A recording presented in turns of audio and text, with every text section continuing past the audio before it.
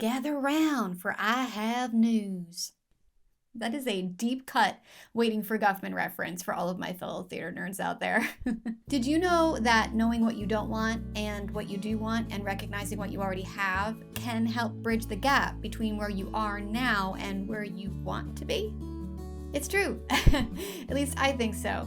I'm Jenny and welcome back to my channel. Hey you. Ow. Hey you. Are you struggling to create the things that you want in life? I'm wondering why it's feeling so hard to get where you want to be. Does it feel like there is resistance under the surface that you cannot quite identify and you don't know how to break through it? First of all, that is so common and normal. I just know that tons of people feel this way, and it does not mean that you can't succeed and that things will never change. They can change. I've got three principles that I think are going to help you shift your perspective and view your path forward in a new light. So I've been someone with really big dreams my whole life. As a multi-potentialite, I've got a lot of them, and there are so many. I want to be a writer and a speaker and a performer, an adventurer, an innovator, and a creative, and all of those things look really different in terms of what I'm actually doing in life. I also want things like, I want to be a master gardener. My entire home is one big project that I want to design and tweak to perfection for me. And it will probably never happen, but my whole life growing up, I wanted to be a talking head on a history special. You know the experts they have on documentaries about like how Stonehenge was created and the rise of the first agricultural civilizations in Mesopotamia? That's what I wanted to do. I grew up in a history family. History was what we had in common. History was what we talked about at dinner, what we watched on TV together, and often the only thing that really gave me that feeling of excitement that I think you should have when you decide what to pursue in your life. And that was the dream that eventually took me into the field of anthropology. I actually spent years in school getting a master's degree in anthropology, and then I worked as an archaeologist and created a name for myself as one of the first handful of archaeology podcasts in the world. It did not land me on a TV show though, although I was approached about one once. But eventually my life shifted in a different direction. I went on to pursue a bunch of other things. But the main through line in my life really has always been just dreaming big and then trying to decide which of my dreams to pursue and how to actually make that a reality. Now, in my current phase of life, I'm seeing a lot of potential for myself in this role as a writer and creator and thinker. And I'm finding that I have so much to say. The problem is that I am coming up against a lot of resistance as I'm trying to create this new life for myself.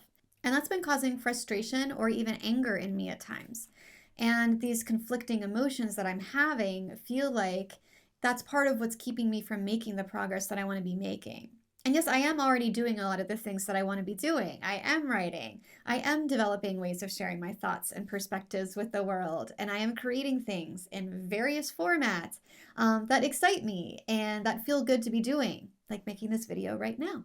But yet, there's an incongruence going on between my mind and my heart and my body somewhere. I just can't help but feel like I'm not going to go anywhere until that resistance gets dealt with.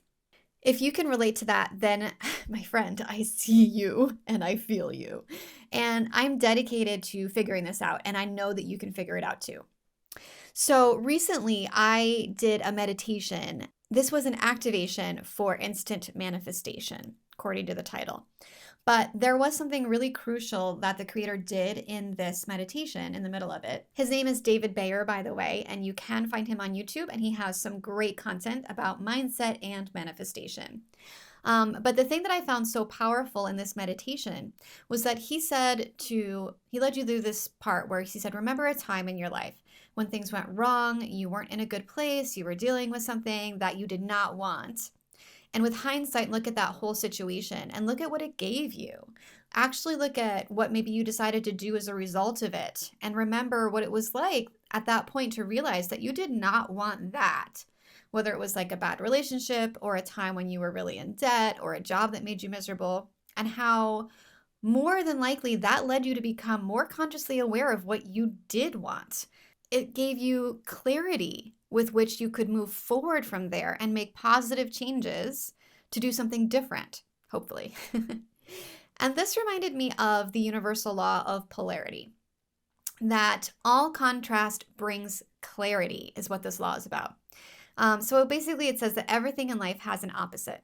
And so each of the setbacks and the challenges that we face also bring with them an opportunity to gain a new perspective on what we do want or need through the insight that we gain on how to reverse or turn that situation into an opposing one, which is more desirable. And how does this relate to feeling blocked in life with what you're trying to do, you ask? Well, when we feel these negative things and pushback and resistance to our actions and desires, that is feedback.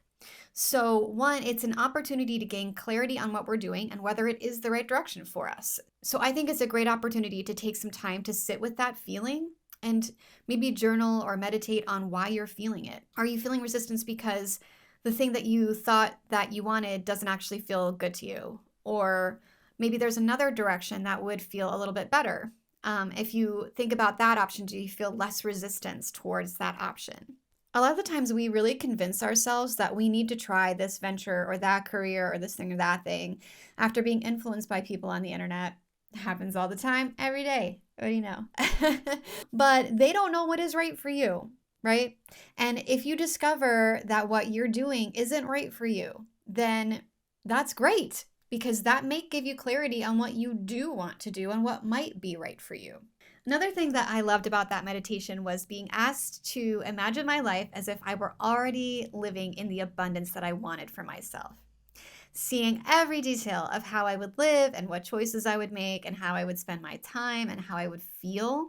This method is actually using Neville Goddard's law of assumption, which states that what you believe to be true about yourself and the world around you will end up shaping your reality.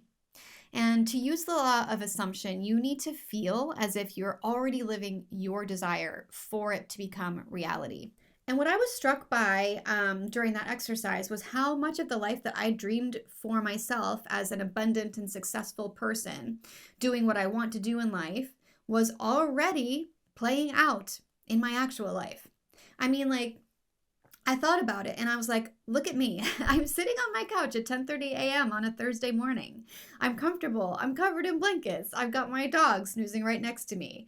I'm meditating in a lovely, comfortable, charming little house. And my bills are paid. My child is happy and he's off to school. Plans that I'm really excited about for the evening are already on my calendar. And in the afternoon, I'm going to be at my computer working on various things that are related to my business. And that is something that's exciting to me and that I enjoy doing. So, of course, not every single detail matched exactly between my life today and my dream life, but I got kind of emotional thinking about it, because where I am right now in life and how, 5 years ago, I was sitting there dreaming of having a life like the one I have today.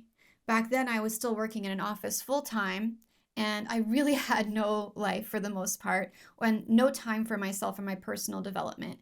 And having that type of time freedom and flexibility seemed so far away. It almost seemed impossible to me, to be honest. And so it's really important to have that recognition that there are things that I already have today, right now, that are part of my vision for my dream life that I had just dreamed up and visualized. And knowing that there are things in my day-to-day life today that I already have that are part of my dream life really made me feel just so grateful. And so that's the third principle that I want to talk about today, which is gratitude. I was actually told recently during a coaching session that I complain a lot about how I don't have enough time. And I was like, wait, do I? Oh God, because I do. Yeah, I do. In life, I try not to focus on the negative in life, but I really hadn't noticed that when it came to time, I really often did focus on the lack of time that I felt I had to do in my life to do what I wanted to do. And a lot of people talk about lack mindset when it comes to money, but not about other things. And so I was realizing there that I did have a lack mindset when it came to time. I try not to have a lack mindset when it comes to money. I've worked on that. But here I am doing it about time. And how is that affecting me? So I obviously wanted to change that. So I started taking time every day to practice gratitude about the time that I have in my life to do the things that I enjoy and the things that I'm excited about and the things that matter to me. I actually have tons of time in a day, like everyone does. It's just how I choose to fill it and how I view that, what perspective I have on that. So with my hours in the day, I do choose to fill them to the brim. And I could have been here all along reflecting every day on how much I was able to do with that time, or how lucky I am to have so much freedom over my time, and how even when I do get frustrated by how long it takes me to do things, I still have the ability to work on them, and eventually I'll be able to finish them. And like, what an amazing blessing it is to be on earth and to have the time to do the things that I spend my time on every day. I also spend my time making nutritious meals and walking outside in nature on a crisp fall day and playing with my dog and on the couch playing Mario Kart with my son or talking to friends or watching my favorite YouTubers while I work. I mean, I have just honestly so much to be grateful for. And time is just this one area of my life where I really needed a reset on how I looked at it and with what perspective I looked at it.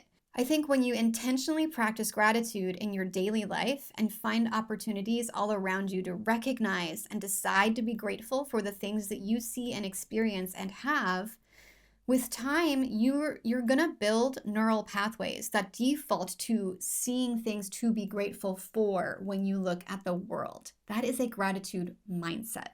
And it makes your life more positive, just that entire process. As Wayne Dyer said, I love this quote, when you change the way you look at things, the things you look at change. So, how, you ask, is any of this going to help you make more progress and feel less resistance in life? Okay, so let's go back and we'll break it down. First, I think using the law of polarity to examine if your resistance is coming from you pushing yourself to do something that you don't really want to do is a good start. So you can journal, you can meditate, you can talk it out with somebody, you can ask your body if what you're trying to do is a yes or a no. It will answer you. You can hear more about that in episode 4 of my podcast. And you will find clarity in that thought experiment. And if it is telling you that you don't actually want this, then use that to bring your focus to what you do want. And then if you've clarified what you do want and what you don't want, and you still are trying to do something that you're stuck on, do some law of assumption work at that point. And there are lots of resources and meditations and journaling exercises like scripting that can help guide you through the process of putting your attention towards creating a really crystal clear vision of what it would look like and feel like to already be successful in living your life with your dreams realized. Be able to write out every single detail that you can think of. Imagine how your day would go from the start to the finish. And while you're doing that, try to feel what resistance there is in your body to that scenario. A lot of times, our body will tell us where the resistance is if we focus in on how we feel. Maybe do a body scan, and you'll probably be able to zero in on something that just doesn't feel right in your body. So sit with that feeling and breathe through it. Once you get a sense of where it is in your body, this is a great exercise. I love doing this. Imagine that blockage as like a physical object. I usually imagine it as a big block of iron or like a big cloudy fog of gray, mist. And understand that there is a physical part to your blockage that you can transmute. You can get rid of it and let it go. So try to envision a beam of really bright white light streaming right into your body where the block is. I usually have mine right here. See it engulfing that block. The white light is shrinking it and destroying it and turning it into wisps of energy that are disappearing in the breeze and flying away. Envision that till it's all gone. And then breathe for a minute. And feel that really beautiful white light filling up your entire body. And as it does that, it's freeing you and making you lighter. Then you can return to your vision with this new energy and feel how possible it really would be to step into your dream reality. Now, to really help your law of assumption practices land, now is when I want you to look at the things that you are focused on in your practice. So what are you assuming is already your new reality today? And find things in your now reality to be grateful for that are already aligned with that dream life. If you are assuming the life of an abundant person, then practice radical gratitude for all of the things you already have in abundance in your now reality. Look around you. I'm sure that you can find things that you have in abundance. If you're assuming that the successful version of you has time freedom, then practice gratitude for the time that you have right now and all of the things that you're able to do with it. This is going to help create a gratitude mindset.